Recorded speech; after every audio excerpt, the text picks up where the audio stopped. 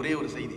சாதி சங்கங்களை பற்றி எழுத வரும்போது இன்னைக்கும் சாதி பேசுகின்றவன் இருக்கின்றானேங்கிறார். சொல்லிவிட்டு என்ன சொல்றாரு, தொழில் சார்ந்து வந்தது தானடா சாதி, ஆனால் என் முன்னோர் செய்த தொழிலெல்லாம் விட்டுவிட்டு நான் என் முன்னோர் விஞ்ஞானி, அதனால் நானும் ஒரு விஞ்ஞானி, ஒரு அஞ்ஞானி சொல்லக்கூடாது. என் முன்னோர்கள் காவல்துறையை சேர்ந்தவர்கள், காவல் செய்கின்றவர்கள், அதனால் நானும் அந்த ஜாதியை சேர்ந்தவன் என்று ஒரு திருடன் சொல்லக்கூடாது.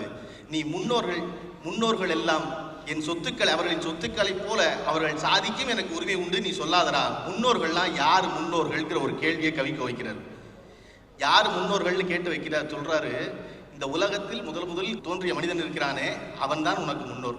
அப்படி பார்த்தா நீங்க எல்லோருமே தாழ்ந்த சாதிக்காரர்கள் தான் சொல்றாரு ஐயா. ஏன்னா இந்த உலகம் தோன்றிய பொழுது இருந்தது 4 தான் தமிழ் சொல்லுதுரா. 1 குறவன், 2வது இடையன், 3வது பள்ளன், 4வது செம்படவன். இந்த 4 தாழ்ந்த குலம் நீ சொல்றியே, இந்த 4 பேர் தாண்டா உனக்கு முன்னோரு. அதையும் தமிழ் தாண்டா சொல்லுது. வேட்டையாடி பிழைத்து கொண்டிருந்தான், அவன் தான் முதல் மனுஷன். அவன் மலையில வாழ்ந்தான், வாழ்ந்த இடத்துக்கு பேர் குறிஞ்சி, அதனால அவன் குறவன்னு தமிழ் சொல்லுதுரா. நீ தாழ்ந்த சாதிக்காரன்டாகிறார்.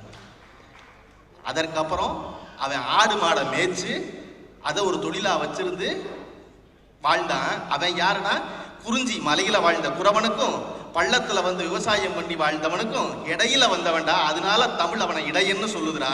அவன் தாழ்ந்த சாதிரா, நீ தாழ்ந்த சாதிதான்டா. சமவெளியான நிலத்துக்கு வந்து பள்ளத்துல விவசாயம் பண்ணி பொழைச்சவன் வந்து தமிழ் பள்ளன்னு சொல்லுது. அவன் தாழ்ந்த சாதிரா, உன் முன்னோர் தாழ்ந்த சாதி, நீயும் தாழ்ந்த சாதியேடாங்கிற. கடல் சார்ந்து ஒட்டி வாழ்ந்தவன் பூரா மீன் பிடித்து உப்பு காய்ச்சி வாழ்ந்தான், அவனை செம்படவன் தாழ்ந்த சாதின்னு சொன்னா.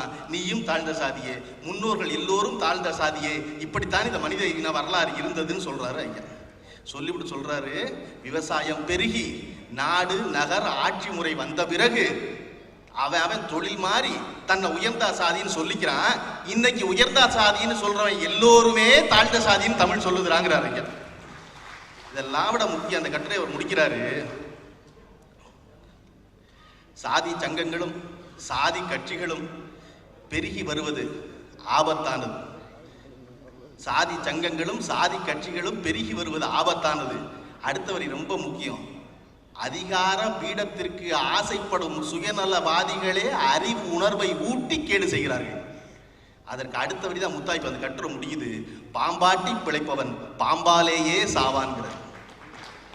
நீங்க வந்து வாட்ஸ்அப்ல செய்தி அனுப்பிச்சாலாம் ஞாபகம் வச்சுக்கூடாது. ஏன்னா ஐயா இதை எழுதுனது 16 ஆண்டுகளுக்கு முன்னாடி.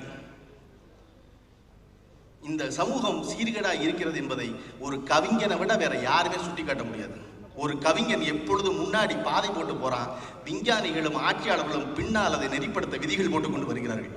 அதை போல ஐயா நீங்க சொன்னது போல எல்லாவற்றையும் முந்தி சொன்னது போல இன்னும் பின்னால் நடப்பவற்றையெல்லாம் முந்தி சொல்ல நீங்க நீண்ட காலம் இங்க இருக்கணும். இதை சொல்வதற்கு தான் இங்க ஆள் இல்லை. தொடர்ந்து முழு வேகத்தில் செயல்பட வேண்டும். நடப்பவற்றை எல்லாம் கண்டிப்பதற்கு உங்களை விடவும் நேர்மையான, இனிமையான, ஆண்மையான ஆள் யாரை பார்ப்போம் நாங்கள். செய்ய வேண்டும். நீங்கள் வாழ்த்தி விடைபெறுகிறேன். நன்றி, வணக்கம். இந்த காந்தியடிகளை